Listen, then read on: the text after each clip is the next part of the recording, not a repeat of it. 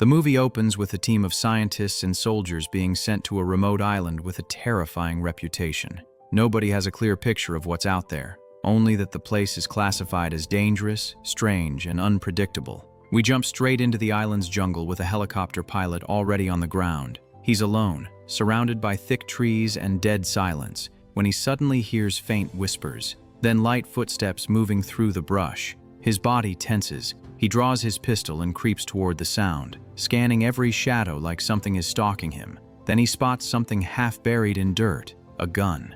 At first it's just a weapon lying there, until he lifts it up. His face changes instantly because the gun in his hand is identical to the one he's holding. Same model, same wear, same markings, down to the serial number. It's a perfect match, like it was copied. His brain can't even process how that's possible. Two guns with the exact same number shouldn't exist, but before he can think any further, a presence appears behind him. The pilot barely has time to react. The attacker strikes fast and kills him brutally. And the sickest part? The killer is dressed exactly like the pilot. The imposter snatches the pilot's bag and sprints to the helicopter. He jumps in, powers up, and lifts off like he's finally escaping. For a few seconds, it looks like he might actually make it out. Then the helicopter slams into something invisible, like an unseen wall in the sky. It explodes mid-air, bursting into flames and breaking apart as it crashes down. That's when the truth hits. The island is sealed inside a massive energy barrier.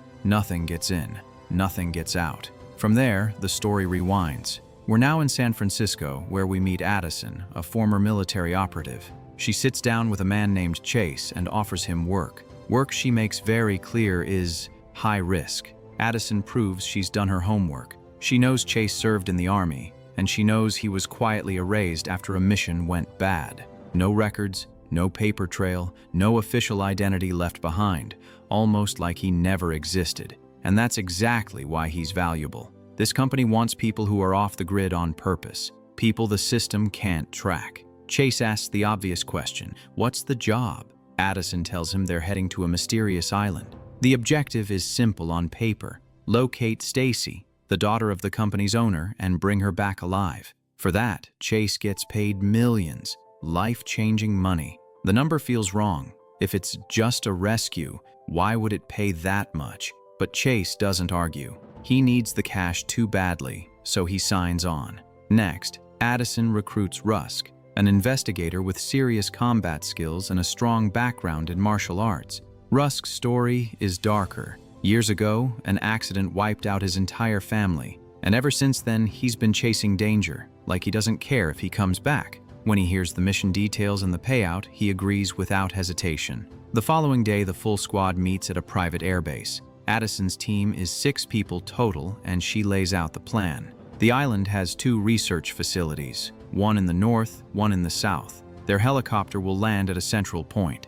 From there, they split into 2 groups to search both locations at the same time because they don't know where Stacy is being held. South team, Addison, Chase, and Dex. North team, Rusk, Court, and Tag. Court is the heavy weapons guy, built for firefights. Tag is the tech specialist, the one who understands drones, machines, and systems. Before they move out, we get a quiet moment with Tag sitting alone, staring at a photo of his little daughter. His wife is gone, and his daughter is all he has left. She's seriously ill, and treatment costs more than he can afford. That's why he's here. Not for adventure, not for loyalty, for money. Because this mission is the only shot he has at saving his kid. Later, as the team talks before departure, something uncomfortable bubbles up. None of them really have anyone waiting back home. No spouse, no parents, no real family ties. It doesn't feel like coincidence. It feels selected. Like the company deliberately picked people with nothing left to lose, because nobody would come looking for them. Soon, the helicopter takes off for the island. 15 hours later, they finally arrive and land at the central point, just like the briefing said. The squad splits immediately. Addison, Chase, and Dex move south, but within minutes, they stop cold. Bodies are strewn across the ground, ripped apart so badly it looks like something savage went through them, like animals tore them into pieces. The scene is brutal, and the smell alone tells them this isn't old history. They raise their weapons and advance slowly. Addison grabs the radio to warn the North team. No response. Dead air. The radio might as well be a brick. Dex pulls out a small notebook and starts writing. That's his habit. When things feel wrong, he documents everything, like it might matter later. And on this island, every second feels wrong. Up north, Rusk, Tag, and Court push deeper into the jungle. Along the way, Rusk notices an old rope tied around a tree. It's weathered, like it's been there a long time, but the knot catches his eye. He stares at it, unsettled, because he swears he's tied that exact knot before. It makes no sense, so he forces himself to ignore it and keeps moving. Then their radio dies too. Now both teams are fully cut off. Back in the south, Addison's group keeps running into more bodies with no clear explanation of what killed them. Eventually, they find an abandoned camp. Addison sets up a portable signal booster, trying to force a connection with the north team, but it still doesn't work. And right when it seems like the situation can't get more unsettling, Dex finds something that makes his blood run cold. He takes a watch off one of the dead bodies and freezes. His face drains because the watch is identical to the one on his own wrist. Same brand, same design, even the same tiny scratches like it lived the same life. For a moment, Dex can't even speak. Chase tries to calm Dex, saying the matching watch is probably coincidence. The corpse's face is ruined, so they can't even confirm who it was. Maybe an animal did it. Overthinking won't save them. When the team first landed, they told the pilot to stay near the helicopter and wait. Alone at the landing point, he started hearing strange whispers and footsteps in the jungle. That ties back to the opening. The attacker wasn't normal. He was a twisted, mutated human, like the island had warped him into a savage. After killing the pilot, the mutant grabbed the bag, jumped into the helicopter, and tried to flee. Seconds later, the chopper slammed into an invisible barrier above the island and exploded. So the rule is simple: no one escapes. Back near the southern camp, Dex and Tag hear movement and find a survivor stepping out of the trees. He introduces himself as Dr. Young. Young claims he arrived that very morning with a research team, but by the time they landed, something had already started killing people. Addison's group is confused because they were told they'd be the first team sent, yet Young insists he's telling the truth. When they ask about Stacy, the girl they came to rescue, Dr. Young's face changes. He tells them to follow him and leads them to a lonely building hidden in the jungle. Inside lies a body with a badly damaged face, yet it's clearly Stacy.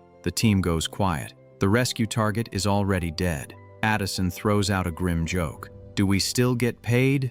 And nobody answers. They decide to take Stacy's body as proof, but it's night and the landing zone is too far to reach safely. Radios still don't work and they can't warn the other team, so they stay at camp until morning. Dr. Young admits he was terrified alone and feels safer with them. Then Dr. Young notices Dex writing and says he's seen that notebook before. Everyone thinks he's losing it until Young pulls a diary from his own bag. It's identical to Dex's. Same cover, same marks, same style. When they open it, it gets worse. The diary describes events that haven't happened yet, things meant to occur tomorrow. And the handwriting is Dex's. Dex's stomach drops. He swears he didn't write a word of it and he only arrived today, but the pages are specific, like someone already lived tomorrow and came back to record it. The group can't decide what's scarier, the diary itself or the fact it keeps matching reality. On the other side of the island, Rusk, Tag, and Colt stop for the night, build a small fire, and keep weapons close. A noise cuts through the darkness and all three grab their guns. Something bursts out and snatches Tag from behind, dragging him away. When Tag turns, he sees a huge, clawed creature, exactly the kind of thing that could have torn those bodies apart. It raises its claws to kill him, but Rusk shoots and forces it back, saving Tag. While Rusk helps Tag regroup, Colt drifts a few steps away, and another figure rushes him from the trees. This one is even worse because it looks exactly like Colt. Same face, same clothes. Colt freezes, and the double drives a knife into him, killing him instantly.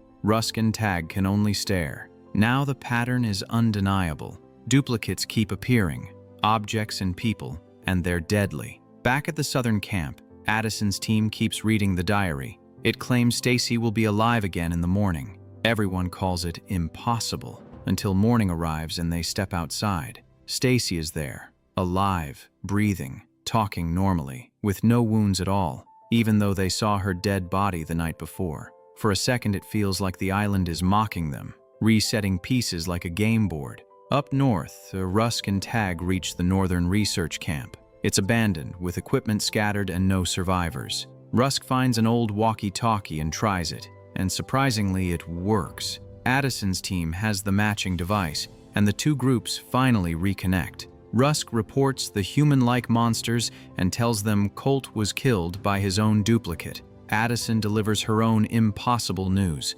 Stacy was dead yesterday, but she's alive today. Both teams realize the same thing. This island isn't just dangerous, it's rewriting reality. Later, outside the tent, Stacy explains what happened before they arrived. She came to the island 3 days earlier with her research team to run an experiment. Something went wrong and people began changing, turning savage and attacking each other. When they tried to escape, they learned the truth. The barrier traps everyone. Dex asks, "How did you survive?" Stacy looks down and admits quietly that she didn't. A creature killed her last night, and she remembers it clearly. But when morning came, she woke up again, alive, with no idea how. Inside the tent, Dr. Young finishes Dex's diary and slowly closes it.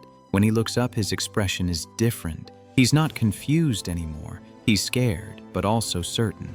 He tells them he finally understands what this island really is. Everyone crowds in. Young takes a breath and lays it out. The island is packed with wormholes, rips in space-time where moments can overlap, fold and slide forward or backward. That's why nothing here feels normal. Time doesn't run in a straight line. Instead, it runs in a cycle. 72 hours, 3 days, then the whole thing resets and starts again. They're stuck in a loop. Nobody speaks for a second, like their brains refuse to accept it. Young keeps going, saying the reset isn't clean. Pieces from earlier cycles leak through and remain behind. That's the explanation for everything they've seen. The extra watch, the diary that predicts the future. Even that rope knot Rusk swore he'd tied before. Those weren't random glitches. They were leftovers, dropped by earlier versions of themselves. The horror settles in slowly. They've been on this island before. Not once,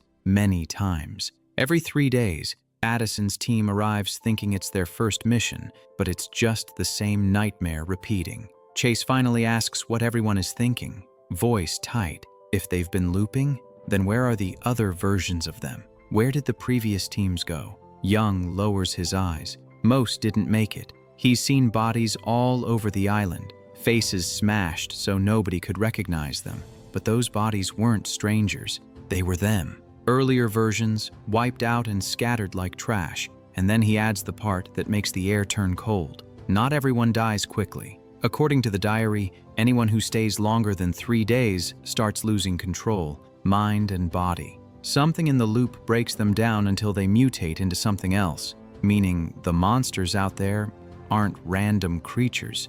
They're the team, or what the team becomes. Dex says it out loud, trembling. The whole island is trapped in a loop, and now they are too. Right on cue, the jungle answers with growls, screams, and heavy footsteps closing in from every direction. It's like the island heard their realization and decided to punish them for it. A swarm of mutated versions starts surrounding the camp. Over the radio, Rusk and Tag are still listening to Young's explanation when their side gets hit too. The diary isn't just predicting anymore. It's happening exactly as written. Fighting monsters is already bad. Fighting warped copies of yourself is worse, but they don't get time to process it. They shoot and scramble and try not to freeze. At the camp, Chase hesitates when a creature rushes him, because for a split second it looks like him. Same face, same build, same panic in the eyes. His hands lock up.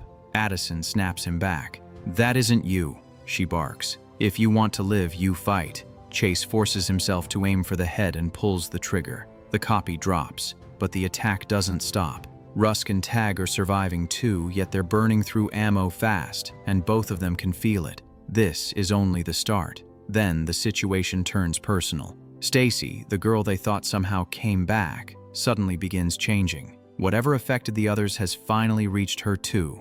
Her body twists, her behavior flips, and without warning she launches at Dex like an animal. Chase fires, trying to stop her. Too late. Dex goes down in the struggle and dies. By the end of the day, the remaining survivors have fought for hours just to keep breathing, and it feels like the island is grinding them down on purpose. Eventually, Rusk manages to reach the company's offshore base through a radio link. He reports the helicopter is destroyed, but he lies about one thing. He claims Stacy is still alive, hoping they'll send a rescue team. He doesn't realize the company already knows everything. They know Stacy died. They know the island resets every 3 days. They know the loop creates duplicates and mutations, and they sent this team anyway, on purpose, as test subjects. That's also why the recruitment was so specific. People with no families, no real connections, nobody who'd cause noise if they vanished. Then the final punch lands. The company plans to erase the island in 12 hours, bomb it into nothing,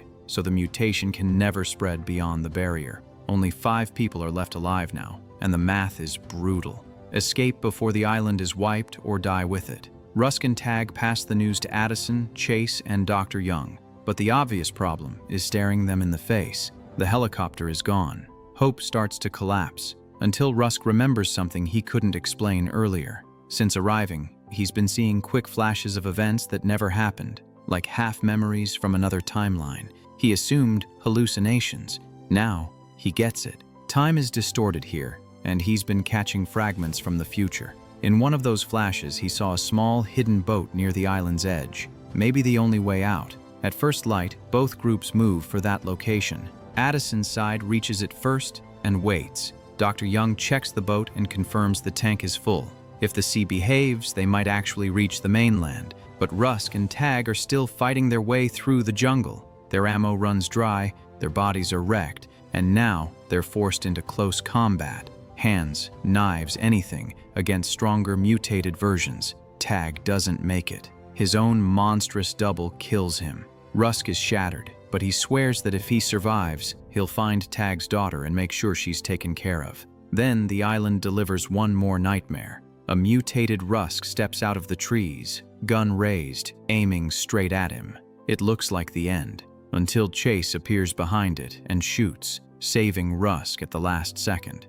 They sprint for the shore, but Rusk hits a hidden trap. A sharpened wooden spike launches up and punches through his stomach. He collapses, barely able to move, and then the 12 hours are up. Bombs begin detonating across the island, turning the jungle into fire and shockwaves. Rusk knows he won't reach the boat. He looks at Chase and tells him to run, to live. Chase, shaking, hands Rusk his gun, says goodbye, and bolts for the shore. At the boat, Dr. Young watches the island burning and tells Addison they have to leave now. They can't wait. Addison refuses. She won't abandon Chase or Rusk, so Young makes the choice for her. He knocks her out and starts the boat himself. By pure luck, Chase reaches the shoreline in time and leaps forward, grabbing the rope, trailing behind the boat with everything he has. Addison wakes and sees the real reason Young was so calm. He's changing. He spent the longest time here, and the mutation is finally claiming him.